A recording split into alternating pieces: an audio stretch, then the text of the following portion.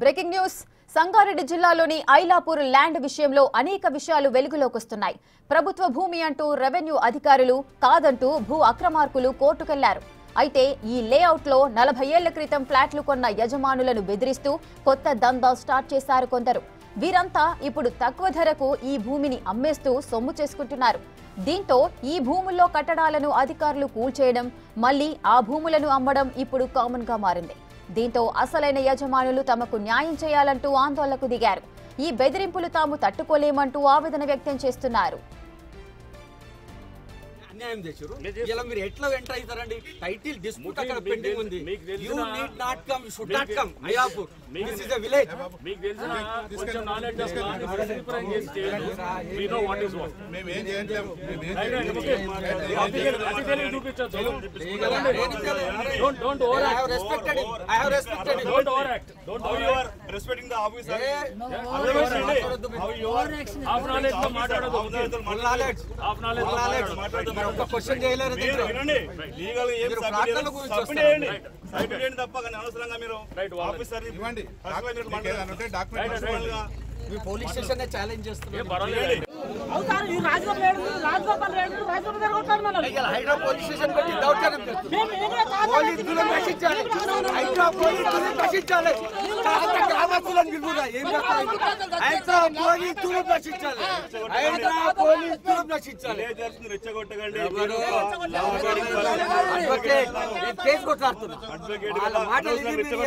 Public రెచ్చగొట్టకండి.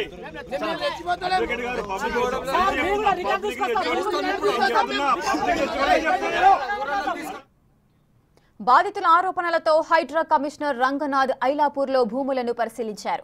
వారి సమస్యలేంటో clear గా అడిగి తెలుసుకున్నారు. అనంతరం వారి ప్లాట్ల ఫిజికల్ పొజిషన్ పరిశీలించారు.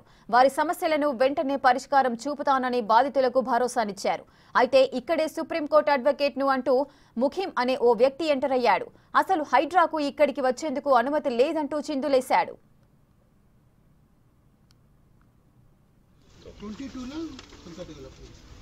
2020 కోవిడ్ టైంలో వీళ్ళు అడ్వాంటేజ్ తీసుకుని చేశారు.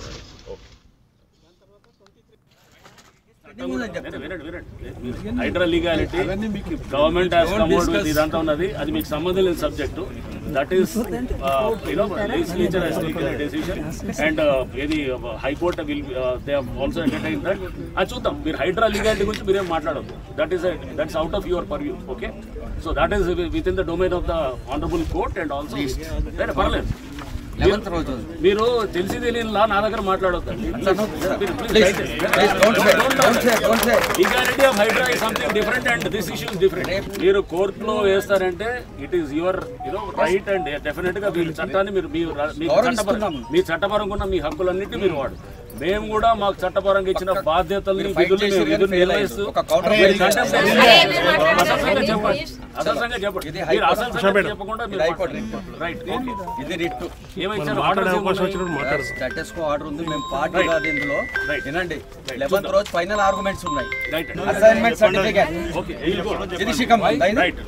సో మీరు కమిషనర్ గారు రంగనాథ్ గారు ఏంటండి, ఇప్పుడు నేను చెప్తాను. అది కూడా ఆర్టిఫిషియల్ నేను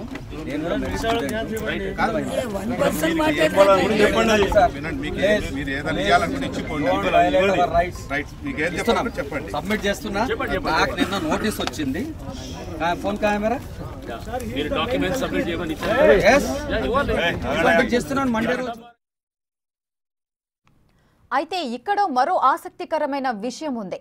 భూముల విషయంలో ఇంతకాలం తమను బెదిరిస్తోంది ఈ లాయరే అంటూ అధికారులకు ఫిర్యాదిచ్చారు బాధితులు. అసలు తమకు ఈ భూముల్లో హక్కు లేదని, భూముల జోలికి రావద్దంటూ వార్నింగ్ ఇస్తున్నారంటూ తెలిపారు. దీంతో రంగనాథ్ తీవ్రంగా స్పందించారు. కొంతమంది మాకు రీసెంట్గా ప్రజావాణిలో వచ్చి కంప్లైంట్ ఇవ్వడం జరిగింది. ఇక్కడ వాళ్ళు తీసుకున్నటువంటి ప్లాట్స్ 1980sలో 40 ఏళ్ల క్రితం తీసుకున్నటువంటి ప్లాట్స్ని కబ్జా చేసి ఇక్కడ ఇది కొంత చిన్న ఉన్నటువంటి అంటే అంబిగ్యూటీ, దాంట్లో కొంత గ్యాప్ ఏదైతే ఇది గవర్నమెంట్ ఏమో గవర్నమెంట్ ల్యాండ్ అని క్లెయిమ్ చేస్తుంటే ఇంతకుముందు గతంలో ఎప్పుడో 80లో ప్లాట్లు వేసిన వాళ్ళు ప్లాట్లు మాయ అని చెప్పి వాళ్ళు క్లెయిమ్ చేస్తున్న దీంట్లో ఈ సందిగ్ధత జరుగుతున్న క్రమంలో వేరే ఒక అతను ఎవరో వాళ్ళు ఇచ్చిన కంప్లైంట్ ప్రకారము ఒక ముఖీం అని ఇక్కడ అడ్వకేట్గా ఉన్నారు. ఆయన వచ్చేసి ఇక్కడ ఆయన కబ్జా చేసి ఈ చేస్తున్నారని చెప్పేసి కొంతమందిని ఇక్కడ ముందు పెట్టేసి, అంటే స్థానికంగా కొంతమంది ఎస్టీస్ని వాళ్ళు ముందు పెట్టేసి చేస్తున్నారని చెప్పేసి, దీంట్లో చాలామంది ఇప్పుడు లేఅవుట్ కొన్నవాళ్ళు మేము కూడా ఎస్సీలు ఉన్నాము, ఎస్టీలు ఉన్నాము, బీసీలు ఉన్నాం, మేము కూడా అంత పేదవాళ్ళు ఉన్నాం. మమ్మల్ని మా ఈ ప్లాట్లన్నింటినీ కూడా కబ్జా చేసి కొన్ని ఇల్లులు కూడా కట్టిస్తే 2020లో కోవిడ్ టైంలో ఆ గ్యాప్ను తీసుకొని చేస్తే కూడా 2023లో కూడా కొలగొట్టారు. ఇంకా కడుతున్నారు వాళ్ళు. ఇక్కడ స్థానికంగా ఉన్నటువంటి ఏదైతే వాళ్ళకు ఉన్నటువంటి బలాన్ని ఉపయోగించి చేస్తున్నారనేది ఒక కంప్లైంట్ మాకు రావడం వచ్చిన ప్రజావాణిలో వచ్చిన కంప్లైంట్. బట్ ఇది ఇక్కడ కాదు, మేము పర్సనల్గా అందరితోటి డాక్యుమెంట్స్ కాల్ఫర్ చేసి దీని మీద లోతుగా మేము స్టడీ చేస్తాం. గతంలో హైకోర్టు ఇచ్చిన జడ్జిమెంట్స్ కూడా ఉన్నాయని చెప్పేసి ఇక్కడ పబ్లిక్ చెప్పడం జరిగింది. కోర్టు జడ్జిమెంట్స్ని కూడా పూర్తిగా చూస్తాం. చూసి చట్టాల పరంగా ఏమున్నది, చట్టపరంగా అండ్ కోర్టులు ఎటువంటి ఉత్తర్వులు ఇచ్చాయి అన్నింటినీ కూడా పరిశీలించిన తర్వాత తప్పకుండా మేము ఇక్కడ యాక్షన్ తీసుకోవడం జరుగుతుంది. అండ్ ఇక్కడ ఇది కూడా తప్పగా ఒక 1-2 monthsలోనే దీని మీద యాక్షన్ కూడా మేము చేయడానికి మా వైపు నుంచి మేము హైడ్రా వైపు నుంచి చేస్తాం. అండ్ ఇక్కడ బెదిరిస్తున్నారు, అదిరిస్తున్నారు అని చెప్పేసి ఆ కంప్లైంట్ ఉన్నాయి. అటువంటి దాన్ని తప్పకుండా హైడ్రా చాలా తీవ్రంగా తీసుకుంటుంటుంది. కొంతమంది ఇప్పుడే కాదు, గతంలో కూడా ముఖిం బాధితులను బెదిరించిన విషయం వెలుగులోకి వచ్చింది. దీనికి సంబంధించిన ఆడియో ఒకటి ఇప్పుడు బయటకొచ్చింది. ఒకసారి న్యాయవాది ముఖిం బాధితుడితో ఏం మాట్లాడుతున్నారో వినండి.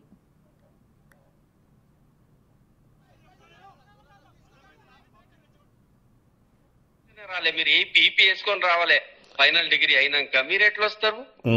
అంటే ఇప్పుడు సార్ ఒకటి ముఖ్యం గారు, ముఖ్యం గారు నీకు మొన్న కూడా చెప్పాను, గవర్నమెంట్ దగ్గర ఒకవేళ గవర్నమెంట్ ల్యాండ్ అని ప్రూఫ్ ఉంటే తీసేసుకోమనండి, వద్దని అనటం లేదు కదా. ప్రూఫ్ ఉంది, ఎందుకు లేదు? ఉంటే తీసేసుకోవాలి. ఇన్ని సంవత్సరాలు ఎందుకు లే? అదిగా సార్, ఇప్పుడు ఇన్ని సంవత్సరాలు ఎందుకు వెయిట్ చేస్తున్నాడు, తర్వాత ఇన్ని అడ్జస్ట్మెంట్లు ఎందుకు అవుతున్నాయి? వెయిట్ చేస్తున్నారండి. హైకోర్టు డిసైడ్ చేయలేదు. 12/13 ఫైల్ అయితే ఫైనల్ హియరింగ్ హైకోర్టు చేస్తలేదు. అదే మళ్ళా అమ్ముకుంటారంటే ఎవరైతే ల్యాండ్ పొజిషన్ లో ఉందో, వాడికి పట్టా ఉందో వాడు అమ్ముకుంటాడు. ఆ పట్టా క్వశ్చన్ చేయడానికి ఆ పట్టా అనేది ఎక్కడ ఉన్నది? ధరణిలో ఉన్నదా? ఎందుకు లేదు? ధరణిలో ఉన్నదా? కొట్టేసిరి. ఇంకా మీరు నిద్రలు ఉన్నారా లేకుంటే ఇంకెక్కడ వేరే లోకంలో ఉన్నారా? మాకు సంబంధం లేదు. ధరణి రాసేటోడు తప్పు రాసి పెట్టిండు. అందరూ తప్పే రాస్తారు సార్. పేర్లు లేవా? మా పేర్లు లేవా? మీ ఒక్కరే రైటు, వేరే వాళ్ళంతా రాంగ్ అనే మీ ఉద్దేశంలో ఉన్నది. మీరు చెప్పినట్టు మేము మీ ఎమ్మటి ఎన్ని సోలు తిరిగాము చెప్పండి. నా ఉద్దేశంలో రాంగ్ అని కాదు, మీరు పేపర్ చదవకుండా మాట్లాడుతుర్రు. మా గురించి మర్రి ఎప్పుడన్నా మాట్లాడినట్టు ఇట్లా మీ గురించి మేమేం మాట్లాడలేదండి. మీ గురించి ఏది మాట్లాడలేదు. మేము అసలు మీ ఊసే ఎత్తలేదు. ఎంక్రోచర్స్ గురించి మాట్లాడుతున్నాం. వీడియోలో చూసిరా మీరు? వీడియోలో పేపర్లో నిన్న స్వేచ్ఛ పేపర్లో పబ్లిష్ చేసి మాకు ఆ పేపర్ ఏంటిది అనేదే మాకు తెలియదు. మేము వాళ్ళ దగ్గరికి పోయి మేము మాట్లాడినామా? మీరేదో అనుకుంటారు మేము వీళ్ళని పట్టుకుని ఎన్ని రోజుల నుంచి 50 ఏళ్ళ నుంచి మీరందరు కలిసి ఇక పీకేటోడే పీకుతాడు. కానీ మీరు ఇవన్నీ ఒకటి ముఖ్యం గారు రండి ఇప్పుడు మీరు మర్యాద అనేది పెట్టుకోవాలి. మీరు కూడా మర్యాదగా మాట్లాడితే చాలా బాగుంటది.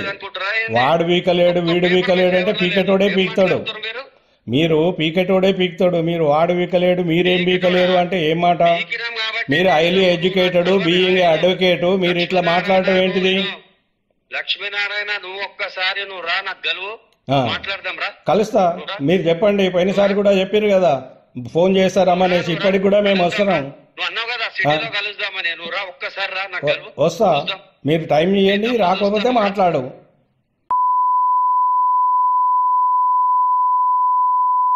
మీరు ఆలోచించుకొని చెప్పాలా.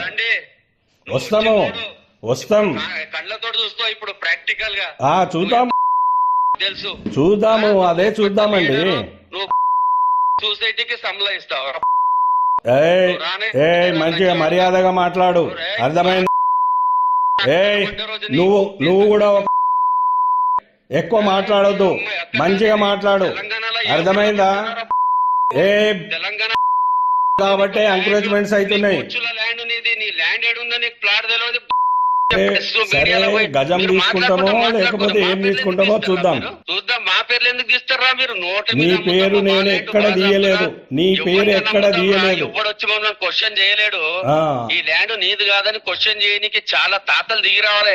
సరే సరే, బొచ్చుల ల్యాండ్ ఒక 300, 200, 500 గజాలు పెట్టుకుని మాది ఎకర్ వైజ్ ఉన్నోటి కోట్లాడతారంటే ఈ కొడుకులు. మీరు కోట్ల ఆడరు ఏంటి? మీకు ఎంత దమ్ముందో చూద్దాం. ఆ దమ్ము లేదు గాని వాళ్ళ మీద వీళ్ళ మీద మాట్లాడి వీళ్ళు అది చేసిరు వీళ్ళు అది చేసిరు అంటే గాజు దొరుకుతున్నాం అనుకున్నారా? ఇప్పుడు కూడా చూపిస్తాం. ఇప్పుడు అదంతా కాదు. మీరు అసలు నువ్వు ఇప్పుడు ఏం చెప్పదలుచుకున్నావు చెప్పరాదా? అవన్నీ ఎందుకు మాటలు? ఇల్లు తెలుసు అన్ని తెలుసు, వస్తాను ఇంటి దగ్గరికి, ఎవరిని పిలుస్తో పిలువు. సరే సరే రా. చలో. విన్నారుగా, గారు నుంచి మొదలై భూతు పురాణం వరకు వెళ్ళింది సదరు న్యాయవాది మాట తీరు. భూముల జోలికొస్తే అంతు చూస్తామని, గతంలో ఒకరు మర్డర్ అయ్యారంటూ ఇండైరెక్ట్ గా వార్నింగ్ ఇస్తున్నాడు సదరు న్యాయవాది.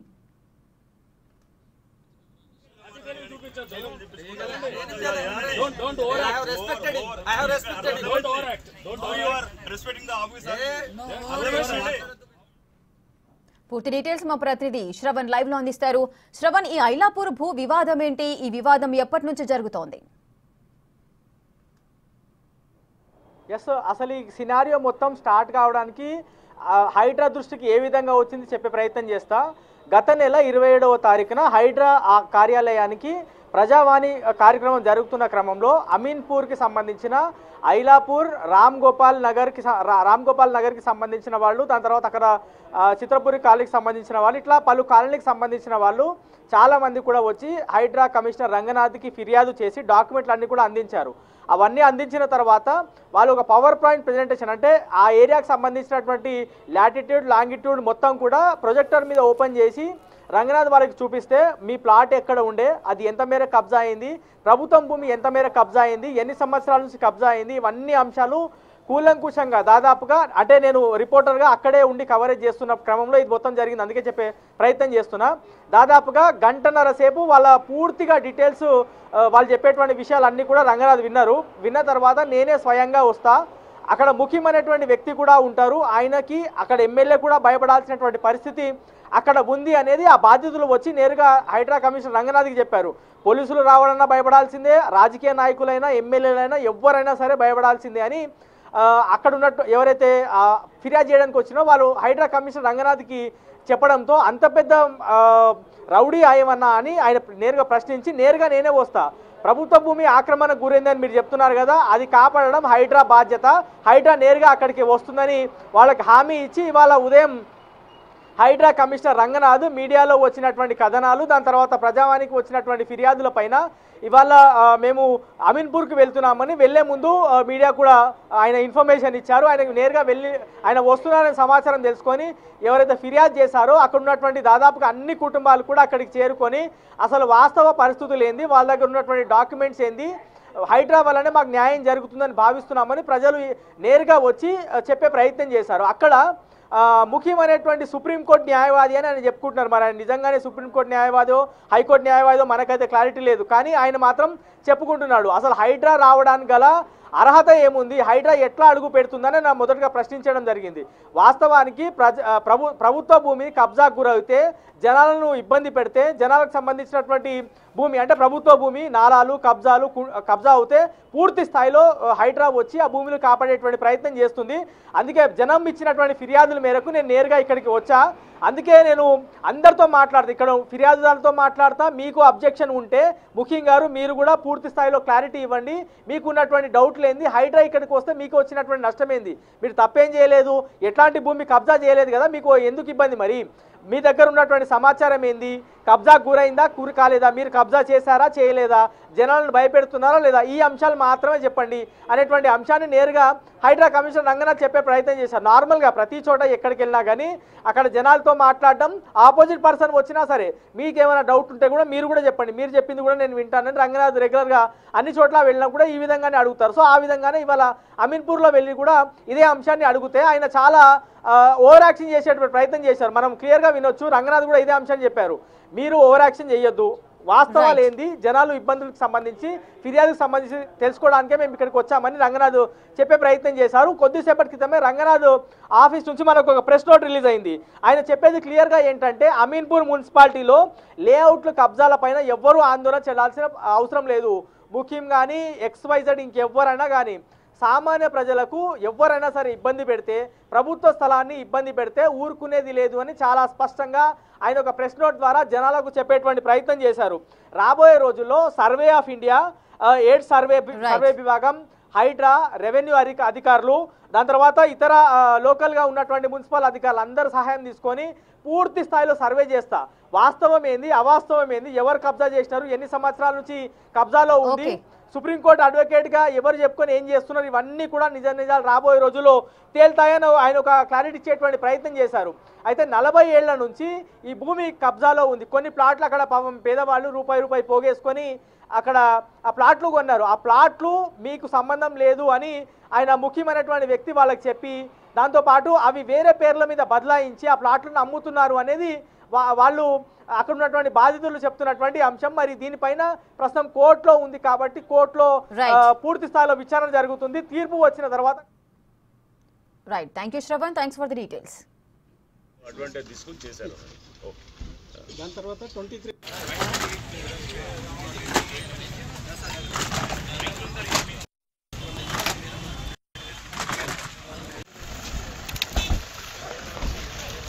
సార్